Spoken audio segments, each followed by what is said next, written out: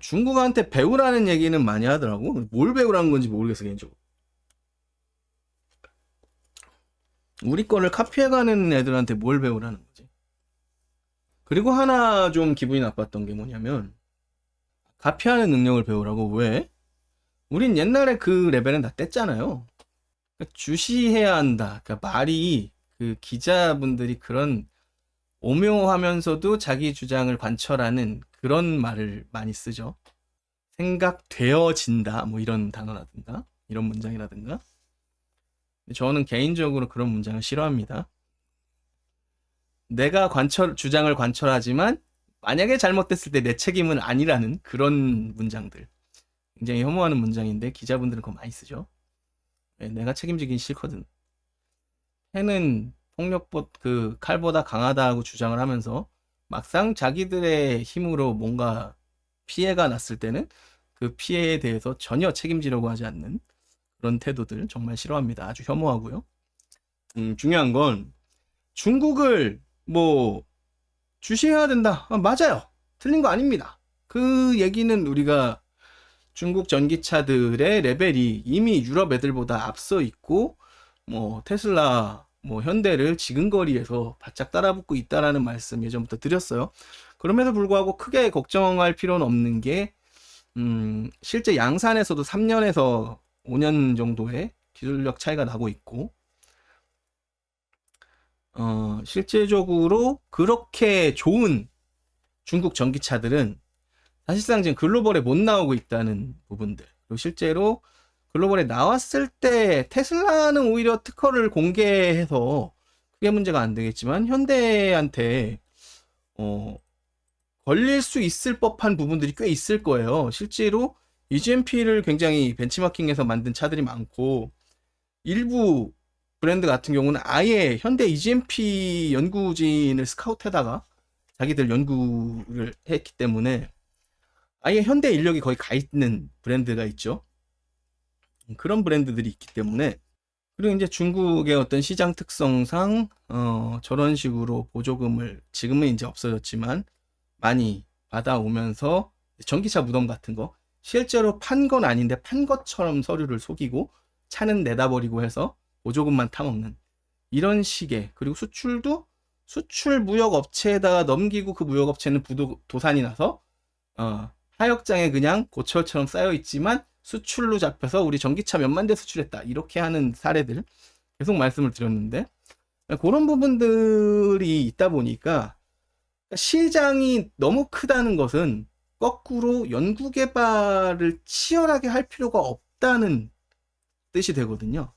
그런 부분의 단점, 그러니까 시장이 크다는 게 무조건 장점은 아니에요. 그런 부분들이 있기 때문에 우리가 당장에 중국을 배워야 할 일도 없고 쟤네들이 물론 지근거리에 따라오는 건 맞는데 꾸준히 관찰하면서 우리가 더 영구적으로 앞서 나가면 되는 문제인데 당장에라도 무슨 한국 산업군이 큰일 난 것처럼 지금 중국이 우리나라를 벌써 다 장악한 것처럼 그런 워딩을 하는 채널들이 문제가 있다. 그러니까 제가 전에도 말씀드렸잖아요. 제가 여기저기 그 런칭 쇼케이스나 시승회 이런 데 다 쫓아다녔거든요. 시승회나 런칭 쇼케이스 가면서 느낀 건 현대차를 저주하는 그 많은 유튜버들이 다 현대차 타고 와요. 다 현대 기아차야. ID4가 어쩌고 저쩌고 현대차 타고 오더라. EV9이 어쩌고 저쩌고 EV9 사더라. 간단합니다. 그 사람들은 차를 보는 눈이 있겠지. 물론 이렇게 공학적으로 이렇게 배터리부터 시작해서 저희처럼 무슨 이런 디테일한 분석을 할 수 있는 지식은 없겠지만 제가 감각적으로 여태 타면서 취득한 어떤 좀 주관적인 데이터는 있을 거란 말이에요.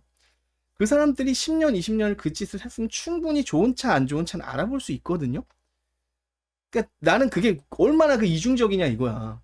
본인들은 현기차 죽어라 한국 산업군이 거의 망할 듯이 중국차 만세 배워야 되느니 이러면서 뭐가 결함이 있느니 어쩌니 이런 차는 사면 안 되느니 가족을 태우지 못할 차라느니 이런 워딩을 해가면서 자기들은 그 차를 타고 다녀. 이 얼마나 모순적이냐. 얼마나 모순적입니까 이게. 인산철만 살 거라더니 EV9 샀어? 그러니까 이 얼마나 모순적인가. 그러니까 자기 모순을 견디면서까지 그렇게 유튜브를 어 저는 그게 그래서 어떻게 보면 그 사람들이 좀 불쌍하더라고. 내 스스로 모순되는 짓까지 해야만 내가 먹고 살 수 있는 그런 환경이라 그러면 저는 자존감이 높은 사람이어서 저는 그렇게 살지 못할 것 같아요. 그렇죠. 일단 호주 같은 경우는 굉장히 따뜻한 동네고, 그러니까 제가 전에도 말씀드렸던 게 LFP의 특성을 알고 있으면 상관이 없어요. 알고 있고 나는 그 LFP가 나에게 주는 불편함의 정도를 약 500만 원 정도의 저렴한 비용과 상충했을 때 나는 충분히 운용할 수 있고, 그런 환경의 나라 혹은 그런 환경의 지형에 살고 있다 라고 하시는 분들은 상관없습니다. 그러니까 사람들이 자꾸 착각을 하는 게, 우리 오토기어가 그리고 제가 LFP 배터리를 쓰레기로 만드는 줄 알아요.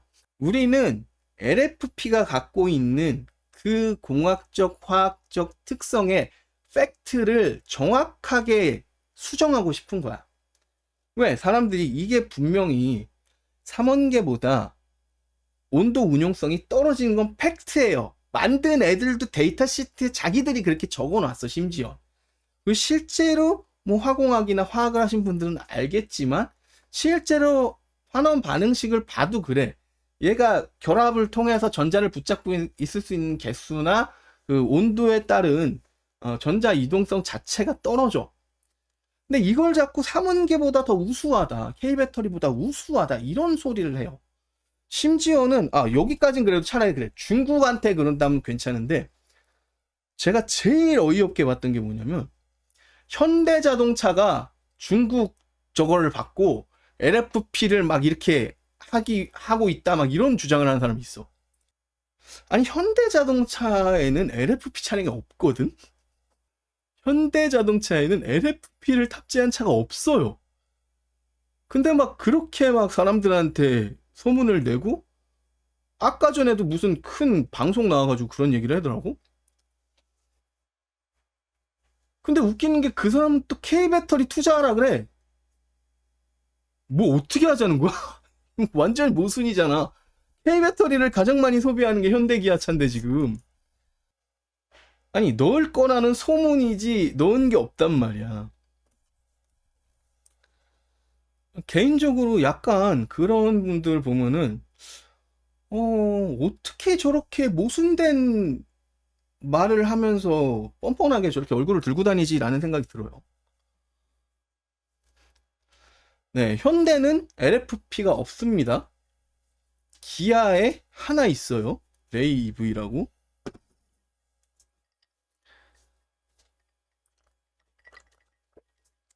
그리고 캐스퍼 EV가 LFP로 나올 예정이었는데 내부적으로 3원계로의 전환을 굉장히 고민하고 있다라는 그런 내부자를 통한 취재를 제가 했습니다.